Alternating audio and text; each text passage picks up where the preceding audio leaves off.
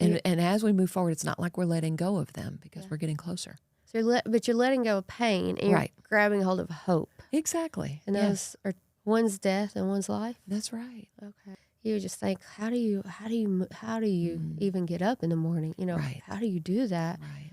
And we do have to give people a lot of grace because loss of a child, honestly, before Hannah went to heaven, and I would see people, you know, in my life that had lost a child, I would think, wow, I know they're really sad. And they are probably going to be really sad for maybe even a whole year. And then, you know, things will kind of go back to normal. That's what I thought before it happened to me.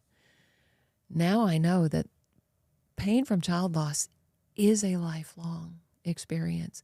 We have talked to parents that lost children decades and decades ago.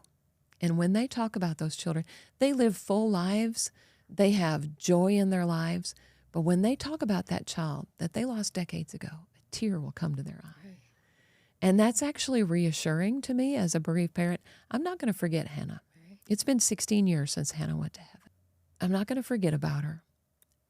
I'm always going to miss her. There's always going to be a longing in my heart when I think about her. But I can still have a life full of joy. Yeah. But I can tell you that at 1 year, 2 years, 5 years, I wasn't quite there yet. Yeah. I did have joy in my life at 5 years for sure. But it wasn't the joy that I have now at 16 years. So it takes far, far longer to move forward from the loss of a child than I ever would have imagined. And it's different for everyone. Mm-hmm. A lot of people, you know, that first year is kind of spent in a fog, and the reality doesn't really hit until year 2. And for some grieving parents, the second year is actually worse than the first. Mm. That is not uncommon at all. Yeah. And that's about the time that other people think, oh, well, they're better. Yeah.